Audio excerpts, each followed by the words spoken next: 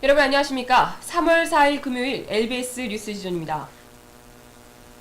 지난달 서해상에서 북방 한계선을 넘어온 후 27일 동안 남측에서 조사를 받아온 북측 주민 31명 중 4명이 남쪽에 남기로 했습니다. 정부는 나머지 27명만 북에 돌려보내겠다는 입장입니다. 이와 관련해 북측은 남측이 우리 주민들을 여기저기 끌고 다니며 귀순 공작을 하면서 회유, 기만, 협박을 했다며 남측이 귀순 공작을 벌였다고 주장하고 있습니다. 또 북은 남조선에 억류된 이들 대부분은 어린 자식들을 둔 가정주부이며 지금 가족들이 애타게 기다리고 있다며 이는 인권과 인도주의 문제인 동시에 북남 관계와 관련한 중대 문제라고 강조했습니다. 이와 관련해 남측에서도 정부가 북이 귀순 공작으로 여길 수 있는 과잉 행동을 했다는 비판이 제기된 바 있습니다. 박주선 민주당 의원은 지난달 25일 국회 외교통일 안보 분야 대정부 질문에서 정부가 귀순 의사도 없고 대공 용의점도 발견되지 않은 북한 주민들에게 서울 구경을 시키는 등 귀순 공작으로 오해를 불러일으킬 과잉 행동을 벌이고 있다고 지적한 바 있습니다. 한편 이번 사안이 한미 합동 군사훈련으로 군사적 긴장이 높아진 상황에서 불거져 남북관계에 악영향을 끼칠 것이라는 우려가 나오고 있습니다.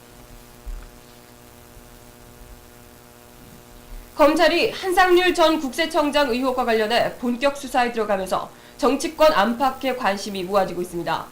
검찰의 수사는 어제 서미갤러리를 압수수색하는 등 우선 그림로비 의혹에 초점을 맞추고 있는 것으로 보입니다.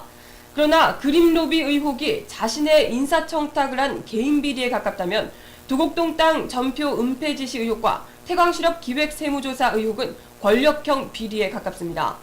지난 대선 당시 이명박 대통령 후보의 형인 이상은 씨와 처남 김지정 씨 명의였던 도곡동 땅의 실제 소유주는 이명박 후보라는 의혹이 제기됐었습니다. 또한 노무현 전 대통령 서거로 이어진 태광실업 기획세무조사 의혹도 핵심적 내용입니다.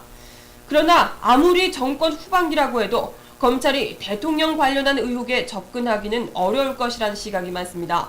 그래서 몸통은 두고 꼬리만 자르던 기존의 수사 행태를 반복할 것이라는 우려가 나옵니다.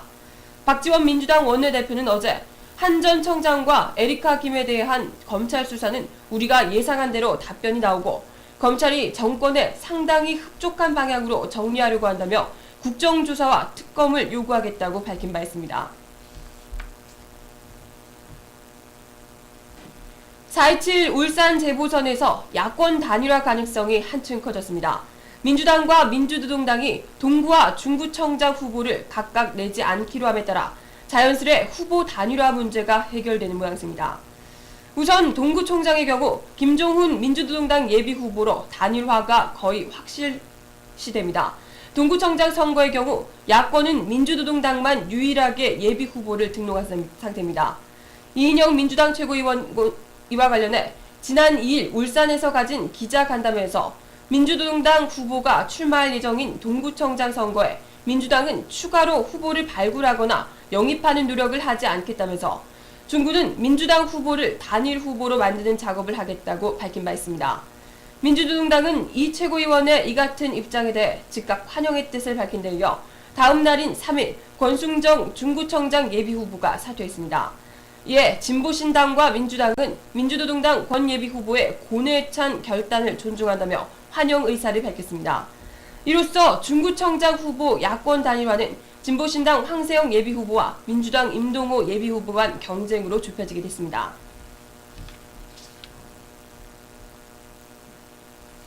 국회 환경노동위원회 소속 야당 의원들이 쌍용차 등 심각한 노사 갈등에 시달리고 있는 사업장에 대한 청문회 개최를 제안했습니다. 민주당 이미경, 정동영, 홍영표 의원과 민주노동당 홍희덕 의원이 오늘 오전 환노위 전체회의에서 쌍용자동차, 현대자동차 사내하청, 한진중공업 정리해고, 전북 버스 파업 등 심각한 노사 갈등에 시달리고 있는 사업장에 대해 이미 노사 자율 해결의 한계를 넘어선 것으로 보이고 사회적 파급력이 지대한 만큼 사회적 중재가 필요하다며 청문회 개최를 제안했습니다. 이 같은 야당의 청문회 제안에 한나라당이 수용 여부 논의를 하면서 오늘 오전 회의는 진행되지 못했습니다. 그러나 정리해고 후유증으로 지금까지 14명이 자살한 쌍용자동차 문제 등은 사업장 수준의 문제를 넘어서 심각한 사회적 문제로 불거져 있는 만큼 여당으로서도 거부할 명분은 없어 보입니다. 김영우 한나라당 의원도 어제 기자회견을 갖고 한진중공업 정리해고 사태의 주된 원인은 경영 부실이고 그 책임은 경영진에게 있다며 정부 차원의 조사가 이루어져야 한다고 강조한 바 있습니다.